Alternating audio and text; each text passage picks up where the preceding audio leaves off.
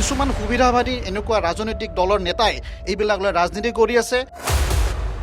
তেখেতে অবৈধ নাগৰিক ডেফিনেশ্যনটো কেনেকুৱা দিছে, কেনেকুৱা অবৈধ নাগৰিক কেনেকৈ হয়? আদানী আম্বানীৰ কাৰণে গোষ্ঠীৰ কাৰণে দেখি মানুহৰ কৰ্পৰেটিভ গোষ্ঠীৰ কাৰণে দেখি মানুহৰ অবৈধ পাইছে হওক আঠো গাড়ী ক্ষমা খুজিব লাগিব আপোনাৰ আঠো গাড়ী ইয়াতে ক্ষমা খুজিব লাগিব আপোনাৰ বাপৰ সম্পত্তি নহয় যে তাকে তাকে আপুনি অবৈধ বুলি ক'ব। বিক্রি হৈ গৈছে, জাতি মাটি বেটি আজি বিক্রি হৈ গৈছে। বাংলাদেশৰ দালালি কৰিছে হিমন্ত বিশ্ব শৰ্মা বিজেপিয়ে। আজিৰ ডেটত বাংলাদেশৰ মানুহক তেওঁলোকে নাগৰিকত্ব প্ৰদান কৰি আছে। কথা পাতিবলৈ আহিছো চাওক ঠিক আছে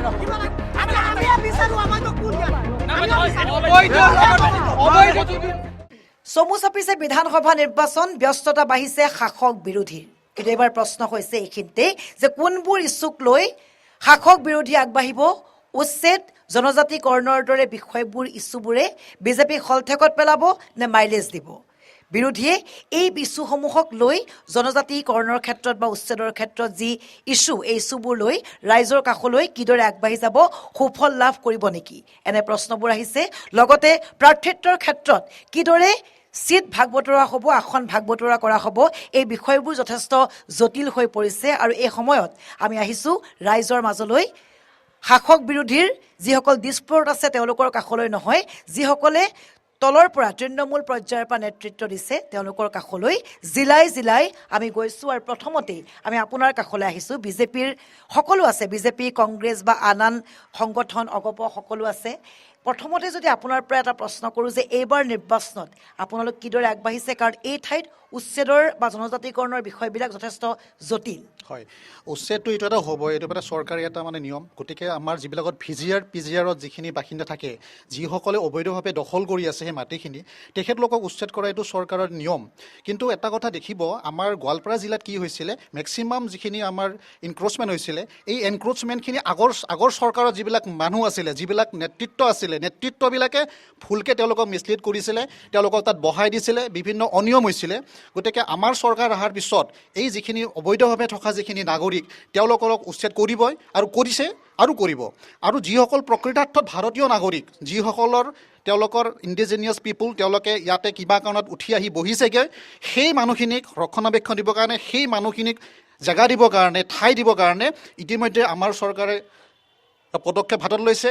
আমাৰ উপায়ুক্ত ডাঙৰীয়াই এই ক্ষেত্ৰত মাটি যোগাৰ কৰিছে, মাটি ঠিক ঠাক কৰিছে।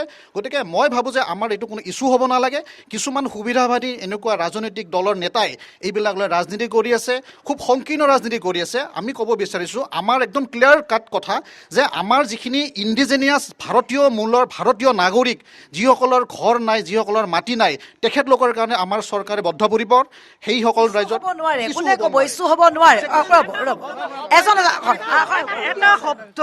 এটা শব্দত আপত্তি আছে তেখেতৰ, যে অবৈধ নাগৰিক। তেখেতে অবৈধ নাগৰিক ডেফিনেশ্যনটো কেনেকুৱা দিছে, কেনেকুৱা অবৈধ নাগৰিক কেনেকৈ হয়? অবৈধ নাগৰিক কেনেকৈ হয়? যিখিনি উচ্ছেদ কৰিছে যে অবৈধ নাগৰিক কেনেকৈ হ'ব পাৰে? মাটিবিলাক একমাত্ৰ আদানী আম্বানীৰ কাৰণে গোষ্ঠীৰ কাৰণে দেখি মানুহৰ কৰ্পৰেটিভ গোষ্ঠীৰ কাৰণে দেখি মানুহৰ অবৈধ পাইছে হওক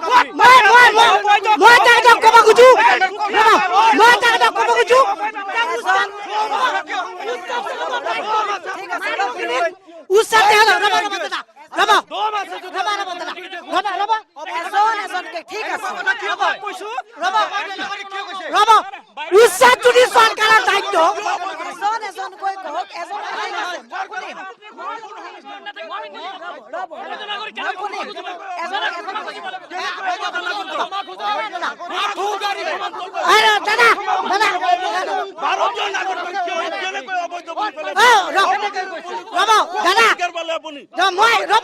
আপুনি ক'ত পালে এই অধিকাৰ? অবৈধ নাগৰিক হোৱাৰ অধিকাৰ আপুনি ক'ত পালে? আঠো গাড়ী ক্ষমা খুজিব লাগিব আপোনাৰ আঠো গাড়ী ইয়াতে ক্ষমা খুজিব লাগিব। বাইদেউ খুজক, ক্ষমা খুজক।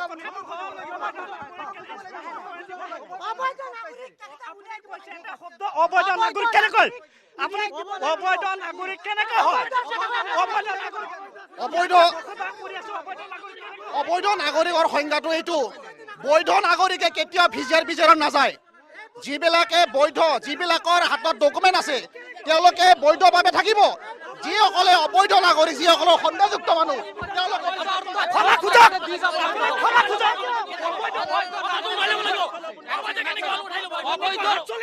অবৈধ নাগৰিক বুলি তেখেতে কেনেকে ক'লে তেখেতৰ নিশ্চয় তথ্য আছে গতিকে তথ্যখন আমি চাওক আমি যদি আমি কথা পাতি দাদা আমি এটা কথা ঠিক আছে দিনত হোৱা নাই বিজেপিৰ দিনত হৈ আছে ইনলিগেল এনক্ৰচমেন্ট কৈছে আৰু আপুনি অবৈধ নাগৰিক বুলি কৈছে গতিকে আপুনি ক্ষমা খুজিব লাগিব অবৈধ নাগৰিকৰ ডেফিনেশ্যন আৰু তথ্য জিতাব লাগিব এইটো কোৱাৰ পিছতে তাৰ পিছত প্ৰগ্ৰাম ষ্টাৰ্ট হ'ব আপুনি এই মঞ্চতে ক্ষমা খুজিব লাগিব আমি কথা এই অসমখন আপোনাৰ বাপৰ পৈতৃক সম্পত্তি নহয় আপোনাৰ বাপৰ সম্পত্তি নহয় যে যাকে তাকে আপুনি অবৈধ বুলি ক'ব কি কৈছে আপুনি একমাত্ৰ আদানী আৰু আম্বানীৰ কাৰণে আপোনালোকে মাটি সংৰক্ষণ কৰিছে অসমৰ খিলঞ্জীয়াৰ কাৰণে আপোনালোকে মাটি সংৰক্ষণ কৰা নাই কৈ দিছো অবৈধ বুলি নক'ব কৈ দিছো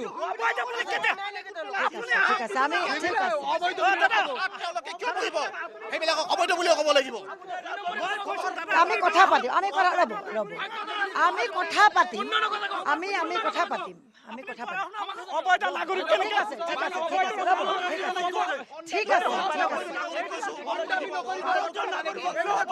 ঠিক আছে আমি ঠিক আছে মই চব শুনিম আমি শুনিবলৈ আহিছো আমি শুনিছো ঠিক আছে ৰ'ব আমি ঠিক আছে ৰ'ব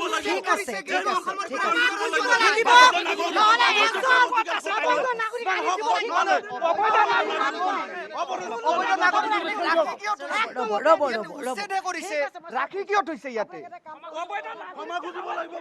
উচ্ছেদ কৰিছে একমাত্ৰ বাংলাদেশৰ দালালি কৰিছে হিমন্ত বিশ্ব শৰ্মা বিজেপিয়ে আজিৰ ডেটত বাংলাদেশৰ মানুহক তেওঁলোকে নাগৰিকত্ব প্ৰদান কৰি আছে আৰু ক'বলৈ আহিছো ঠিক আছে চাওক যিবিলাক অবৈধ নাগৰিক কৈ আছে দেশৰ মানুহক অবৈধ কৰাৰ সাহস ক'ত পালে সিহঁতে আইনৰ জৰিয়তে বাংলাদেশী মানুহৰ দালালি কৰিছে হিমন্ত বিশ্ব শৰ্মা প্ৰেমেট আজি মই বিজেপি চৰকাৰ ক'বলৈ ওলাইছো বৰ্ডাৰ চিকিউৰিটি ফ'ৰ্চ কোন আছে দায়িত্বত কোন আছে border security force central force আছে সিহঁতে ডবল ইঞ্জিনৰ চৰকাৰ যদি অবৈধ মানুহ আহিছে সিহঁতে তেনেহ'লে হোম মিনিষ্টাৰৰ আণ্ডাৰত আছে কি BSF তেনেহ'লে হোম মিনিষ্টাৰ ৰিজিগনেশ্যন কৰক যদি অবৈধ বুলি শব্দ ইউজ কৰিছে কেনেকৈ আহিছে জপিয়াটো অহা নাই বৰ্ডাৰ হৈ আহিছে বৰ্ডাৰ ইনচাৰ্জ কাৰ ওচৰত আছে চেণ্ট্ৰেল গভৰ্ণমেণ্টৰ হাতত আছে সেইকাৰণে ক'ব ওলাইছো যি উচ্ছেদ হৈছে ঠিক আছে নাগৰিকে কিবা কাৰণত সোমাইছে গভৰ্ণমেণ্টৰ সুপ্ৰিম কোৰ্টৰ অৰ্ডাৰ হৈছে ওলাই দিয়ক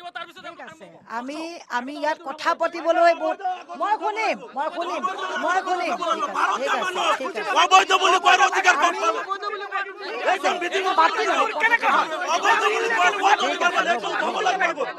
ক্ষমা খুজিব লাগিব অবৈধ নাগৰিক বুলি কোৱাৰ অধিকাৰ ক'ত পালে ভাৰতীয় মানুহ আপোনালোকে মোৰ কথা শুনিবনে ক্ষমা খুজিব লাগিব বাইদেউ এক নম্বৰ যদি অবৈধ হয় এক মিনিট মই কৈছো শুনক উজনি অসমত ক'ব পাৰে গোৱালপাৰা নক'ব উজনি অসমত ক'ব বাইদেউ মই স্পষ্ট কৈ দিম অবৈধ কাক ডেফিনেশ্যন এঘণ্টা সময় শুনক এঘণ্টা অবৈধ ডেফিনেশ্যন দিব খুজিছো ঠিক আছে চাওক অগপ আছে এফালে কিমান আছে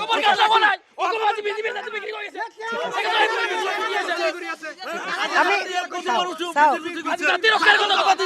তেওঁলোকৰ আঞ্চলিকতা জাতীয়তাবাদী নাই তেওঁলোকে বিক্ৰী হৈ গৈছে জাতি মাতি বেটি আজি বিক্ৰী হৈ গৈছে সেইকাৰণে কৈছো তেওঁ যে আজি ভাৰতীয় নাগৰিকক অবৈধ বুলি কৈছে এই অবৈধ বুলি কৈছে ইয়াৰ ক্ষমা খুজিব লাগিব ভাৰতীয় নাগৰিকক কিয় অবৈধ ক'ব অবৈধ কোৱাৰ অধিকাৰ ক'ত পালে তেওঁ সেইকাৰণে অবৈধ বুলি কৈছে যে ইয়াৰ ক্ষমা খুজিব লাগিব বাইদেউ বাংলাদেশীৰ দালালিয়ে কৰি আছে বিজেপি আৰু সিহঁতে ডাঙৰ মুখত কৈ আছে যে অবৈধ মেইন দালাল কোন হয় বাংলাদেশ মেইন দালাল তো বিজেপি আমি এটা কাম কৰো এক মিনিট এটাই কথা আমাৰ আমি সকলে এডুকেটেড পিপুল কিন্তু তেখেতে যি লেংগুৱেজ ব্যৱহাৰ কৰিছে যে ইনলিগেল ইনক্ৰচমেন্ট কংগ্ৰেছৰ দিনত হোৱা নাই বিজেপিৰ দিনত হৈ আছে বাংলাদেশী মূলৰ মানুহবিলাকক ভাৰতীয় নাগৰিক দি আছে আৰু আপুনি যি কৈছে আপুনি যি কৈছে অবৈধ নাগৰিক আপুনি তথ্যখন দি কথা ক'ব লাগিব কথা পাতিবলৈ আহিছো চাওক ঠিক আছে ৰ'ব।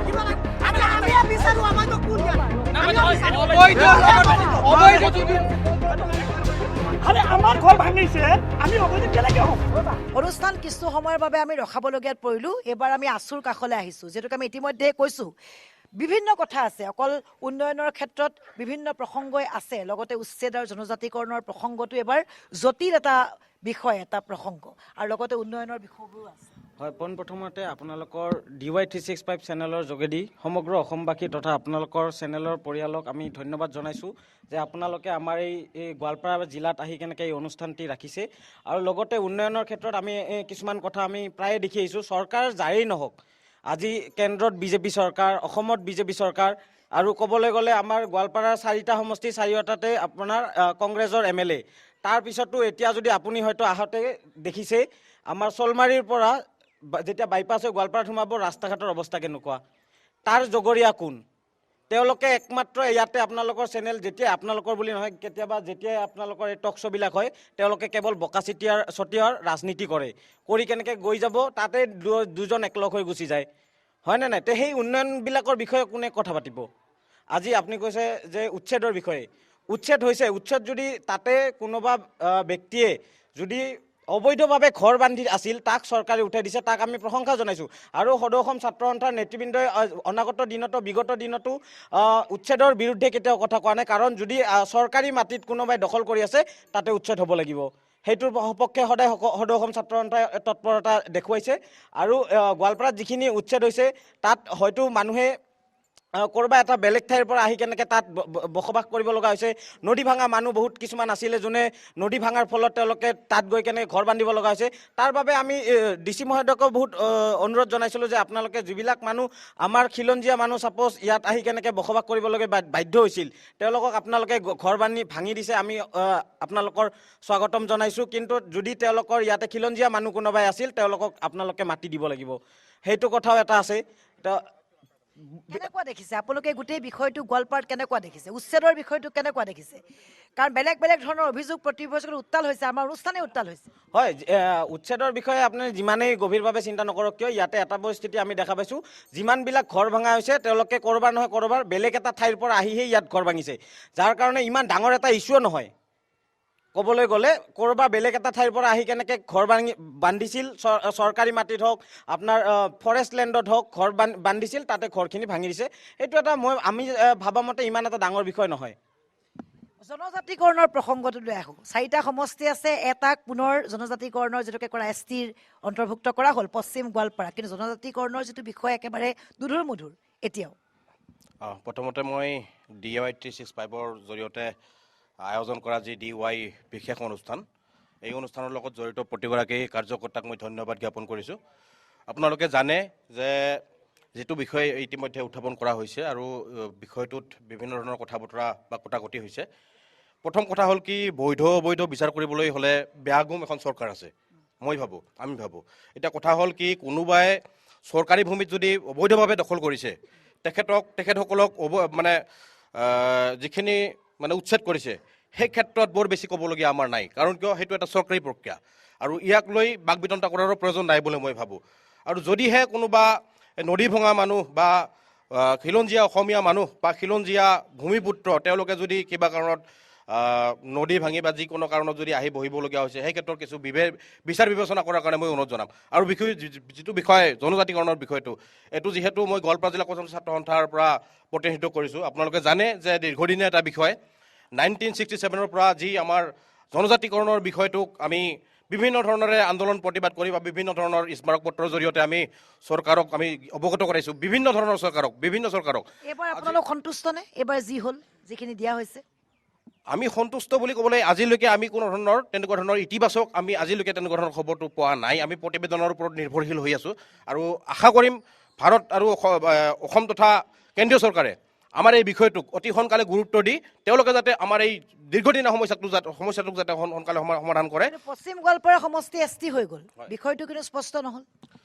এতিয়া কথাটো হৈছে কি, নতুনকৈ ডেলিমিটেশ্যনৰ পিছত তাত ST চিট এখন তাত বঢ়াই দিলে, তাত আমাৰ ক'বলগীয়া নাই। কিন্তু কথাটো হৈছে কি, আমাক জনজাতিকৰণৰ প্ৰসংগটো যিটো আমি ইমান দিনে আমি উত্থাপন কৰি আছোঁ, সেই প্ৰসংগটোক চৰকাৰে যেনেকৈ নহওক কিয় গুৰুত্ব সহকাৰে লৈ পেলাই যাতে আমাৰ সমস্যাবিলাক সমাধান কৰি দিয়ে, সেইটো আমাৰ আহ্বান থাকিল। আৰু অন্যথা যদিহে তেনেকুৱা ধৰণৰ বোকাচতীয়া ৰাজনীতি কৰি, সাম্প্ৰদায়িকতাৰ ৰাজনীতি কৰি, বা আমাক যদি বাৰে বাৰে তেনেকুৱা ধৰণৰ মানে কৰিম বুলি কৈ পেলাই নকৰাকৈ থাকে, অৰ্থাৎ যদি প্ৰতাৰণা প্ৰবঞ্চনা যদি কৰি থাকে, তেতিয়াহ'লে ফলপ্ৰসূ হ'ব লাগে। ফলপ্ৰসূ হ'ব লাগে। হয়, ইতিমধ্যে বহুজন আছে, আমি হয় চৰকাৰে উচ্ছেদ কৰিছে বা আমি ছাত্ৰ মুক্তি সংগ্ৰাম সমিতিয়ে এই কথাটোত আমি বিৰোধিতা কৰা নাই। উচ্ছেদ কৰা এটা প্ৰাসংগিকতা বা অৱকাশ আছে। মই ক'ব খুজিছোঁ, যিসকলক উচ্ছেদ কৰা হৈছে, উচ্ছেদ কৰা ব্যক্তিসকলক চৰকাৰে স্কুল বনাই দিলে, তাতে চৰকাৰে পানী যোগান আঁচনিৰ ব্যৱস্থা কৰি দিলে, বিদ্যুতৰ সংযোগ কৰি দিলে। এইবোৰ কিয় কৰিলে প্ৰশ্ন চৰকাৰলৈ, বা চৰকাৰৰ মুখপাত্ৰ বা চৰকাৰৰ মানুহবোৰ ইয়াত আছে। আৰু এই উচ্ছেদ আমি কৈছোঁ উচ্ছেদ হ'ব লাগে, উচ্ছেদ হোৱাটো আমিও বিচাৰিছোঁ। কিন্তু অবৈধ শব্দটো যে কৈছে, এই অবৈধ শব্দটো হ'ব নালাগে। অবৈধ শব্দটো কাক কয়? অবৈধ বেলেগ দেশৰ পৰা আহি বসবাস কৰিছে, যিখিনিক বসবাস কৰিছে সেই 2012 চনত অখিল গগৈৰ নেতৃত্বত গোৱালপাৰা জিলা উপায়ুক্ত প্ৰীতিম শইকীয়া আছিলে। এটা কাম কৰোঁ, মই আপোনাৰ কাষলৈ আহিম, সম্পূৰ্ণ হ'বলৈ দুগৰাকীমান আছে। আৰু অলপ কথা কৈ দিম যে সেই সময়তে আমাৰ গৰাখহনীয়া সমস্যালৈ 83ৰ পৰা আমাৰ এই বলতমাৰিচৰ গৰাখহনীয়া সমস্যাটোৰ কথা কৈছিল। যিবোৰ এই বলতমাৰিচৰৰ গৰাখহনীয়া হৈছে, এইবিলাক মানুহ মইলা ফাটা ফৰেষ্টগেট তলাত বসবাস কৰিছে, সেইখিনি মানুহক উচ্ছেদ কৰিছে। সেইখিনি মানুহ কেনেকৈ অবৈধ হ'ব পাৰে? উত্তৰ বিচাৰিম, আমি বহুজন আছে, তেওঁলোকক সুধিবই পৰা নাই। আহিম আপোনালোকৰ সকলোৰে কাষলৈ আহিম। হয়, কওক। মই এটা কথা ক'ব ওলাইছোঁ যে উচ্ছেদৰ কথা কৈ আছে। চমুকৈ ক'ব, বহুত আছে। আজি মই চৰকাৰক মই এটা প্ৰশ্ন সুধিব খোজোঁ, আমাৰ নদী গৰাখহনীয়াক কিমান চনৰ পৰা কিমান দিনলৈকে কিমানখিনি মাটি যা গৈছে, এইটো আমাক ৰাজহুৱা কৰিব লাগে চৰকাৰে। কাৰণ মানুহবিলাক ক'ৰ পৰা আহিছে? মানুহবিলাক উচ্ছেদ কৰি দিছে, কিন্তু ক'তবা নে ক'তবা থিতাপি লৈছে। আজিলৈকে এটা মানুহক বাংলাদেশত পঠাব পৰা নাই। সেইবিলাক মানুহ ইণ্ডিয়াতে বা অসমতে ক'তবা জেগাত বহি আছে, মানে সিহঁতে ভাৰতীয় নাগৰিক হয়। তেনেহ'লে সেইবিলাক মানুহ আমাৰে মানুহ, অসমৰ মানুহ। সেইবিলাক মানে কিহৰ কাৰণে তাতে যাবলগীয়া হৈছিল? সেইকাৰণে মই অসম চৰকাৰক মই প্ৰশ্ন কৰিব খুজিছোঁ যে ব্ৰহ্মপুত্ৰ নদীৰ কিমান কিলোমিটাৰ, কিমান বিঘা জমি গৰাখহনীয়া হৈছে, এইটো তথ্য ৰাজহুৱা কৰিব লাগে। আৰু এই বিভাজনকামী ৰাজনীতি বন্ধ কৰিব লাগে বিজেপি চৰকাৰে। কাৰণ আজি যি ভাগ কৰি আছে, আজি জনজাতি যিকৰণ, এইটো লৈ ৰাজনীতি চলি আছে। আমি ভাবোঁ জনজাতি সিহঁতৰ যি প্ৰাপ্য, সেইটো গভৰ্ণমেণ্টে দিব লাগে। কাৰণ সকলোৱে ভাৰতীয় নাগৰিক, যাৰ যি প্ৰাপ্য, ৰাভাই হওক আৰু কিবাই হওক, বড়োই হওক, সকলোকে যিখিনি প্ৰাপ্য দিব লাগে। আমি তৃণমূল কংগ্ৰেছ বিভাজনকামী ৰাজনীতিত বিশ্বাস নকৰোঁ। মই কাষলৈ আহিম, সকলোকে প্ৰশ্ন কৰিম, আপোনালোকক সোধাই হোৱা নাই, কওক। DI-65ক ধন্যবাদ জনাইছোঁ। আমাৰ যিটো এই অলপ আগতে কৈছে, আমাৰ পথৰ অৱস্থা অতি জৰাজীৰ্ণ হয়, সেইটো কথা। 10টা বছৰত আপোনাৰ গোৱালপাৰা জিলায় যিমানখিনি পইচা পাব লাগে, তাতকৈ বহুত কম আমন্ত্ৰণ পোৱাটো এতিয়াও কেঁচা ৰাস্তা আমাৰ বহুত আছে। তাৰ ফলত উচ্ছেদিতসকল আজি উচ্ছেদ কৰিছে। বহু বছৰ ধৰি তেওঁলোকে আজি গৰাখহনীয়াৰ কবলতহে পৰি তেওঁলোকে মানে চৰকাৰী সাজপাতিত বসবাস কৰিছিল। তেওঁলোকক আজি কোনো ধৰণৰ পুনৰ সংস্থাপন আৰু ক্ষতিপূৰণৰ কোনো ব্যৱস্থা নকৰাকৈ তেওঁলোকক আজি যেনেধৰণে হাৰাশাস্তি কৰিছে, সেইটো আচলতে দে আৰ ইণ্ডিজিনিয়াছ পিপুল, দে আৰ কোনো ফৰেনাৰ্ছ নহয়। আজি তেওঁলোকৰ ক্ষেত্ৰত মানে বহু বছৰ ধৰি চৰকাৰী সাজপাতিত বসবাস কৰাৰ পিছতো আজি তেওঁলোকক আবণ্টন বা পত্তন দিয়াৰ সলনি 1.0, 2.0, 3.0 বসুন্ধৰা যিটো আছিল, আজি গোৱালপাৰা জিলাত এজন মুছলমানৰো আপুনি মাটিৰ পট্টা পোৱা নাই। ইয়াৰ কাৰণ কি? গতিকে আজি যিখন আমাৰ অতি গৌৰৱ, আজি আপোনালোকে আহিছে গোৱালপাৰা জিলাৰ বিভিন্ন সমস্যাৰ বিষয়ে।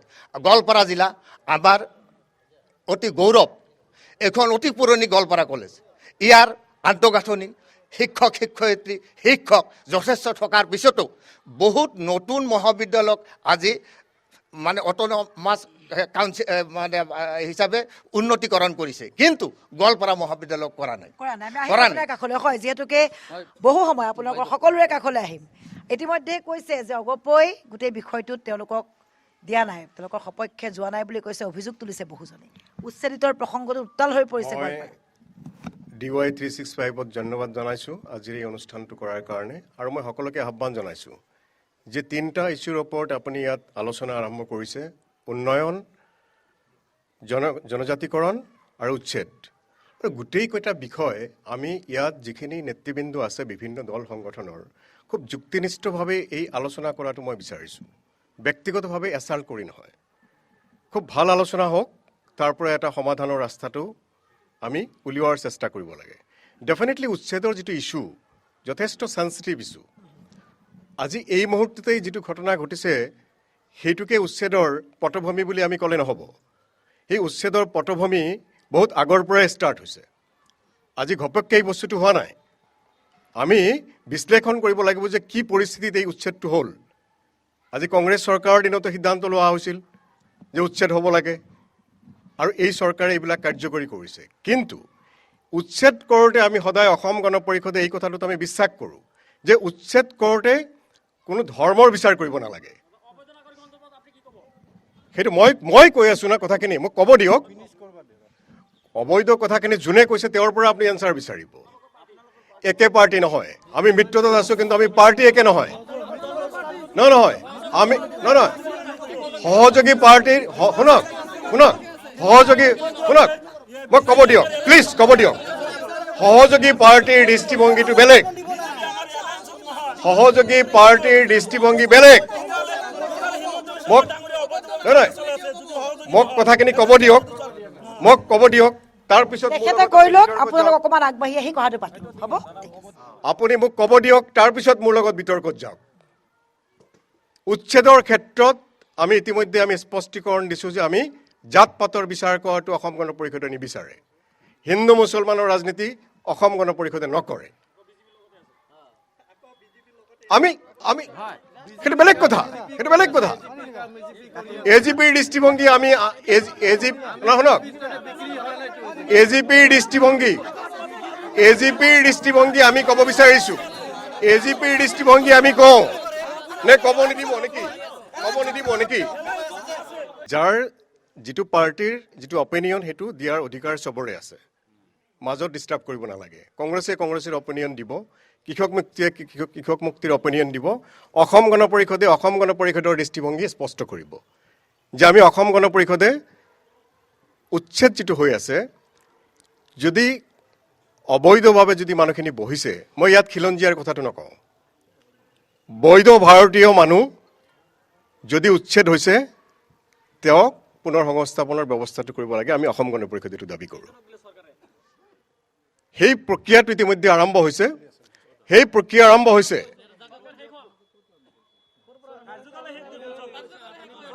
কাৰ্যকাল শেষ হৈছে আৰু আহিব নহয় চৰকাৰ আৰু আহিব আৰু প্ৰচেছ চলি আছে সেইকাৰণে কৈছোঁ তথ্য শুনক মোক শেষ কৰিব দিয়ক সেই প্ৰচেছ চলি আছে আপোনালোকে সেই প্ৰচেছত আপোনালোকে আহক আপোনালোকে বস্তুটো শুনক খবৰটো আপোনালোকে লোৱা নাই অথেণ্টিক খবৰটো আপোনালোকে লওক যিসকল মই শেষ কৰিম একক এজনকে সকলোৱে একক এজনকে শেষ কৰিম মই কথাখিনি ক'ব বিচাৰিছোঁ যে আমাৰ দলীয় স্থিতিটো আমি স্পষ্ট কৰিছোঁ আৰু আপোনাসকলক যদি তথ্য দিব লাগে হত্যাকাৰীৰ ব্যাখ্যা দিব লাগিলে মই দিব পাৰোঁ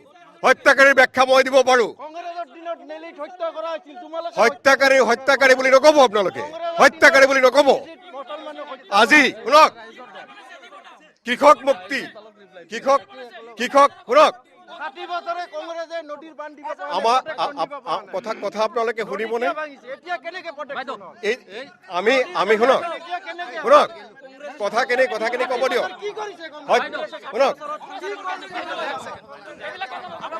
শুনক এক মিনিট শুনক যিখিনি মানুহ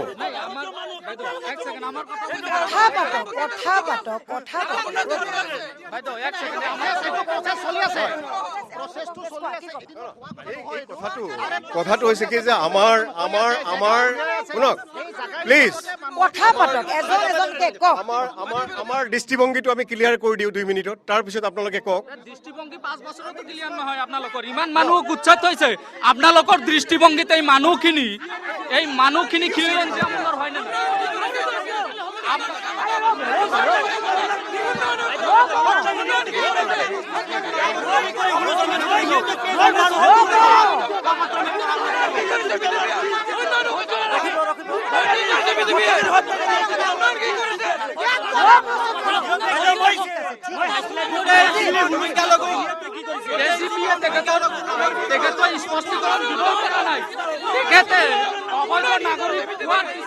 উন্নয়নৰ কথা পাতক, উন্নয়নৰ নামত ৰাজনীতি নকৰিব, উন্নয়নৰ কথা পাতক। অবৈধ নাগৰিক কিয় ক'ব আপোনালোকে? বিজেপিয়ে কেৱল দালাল হিচাপে কাম কৰিছে, ইয়াৰ বাহিৰে একো নহয়। বিজেপিয়ে যি সাম্প্ৰদায়িক ৰাজনীতি কৰিছে তাৰ পূৰ্ণ সমৰ্থন জনাইছে এজিপিয়ে, ইয়াৰ বাহিৰে একো নহয়।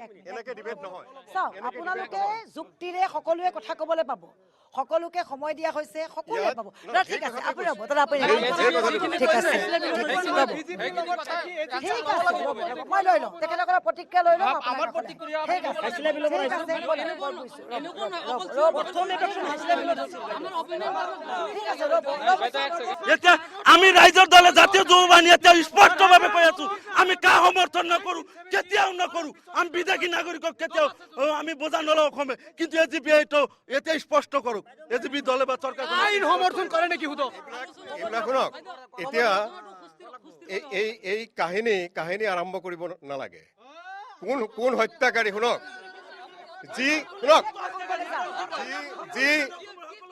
যি কংগ্ৰেছ হত্যাকাৰী, সেই কংগ্ৰেছৰ লগত আপোনালোকে আছে, কংগ্ৰেছ হত্যাকাৰীৰ লগত আপোনালোকে আছে।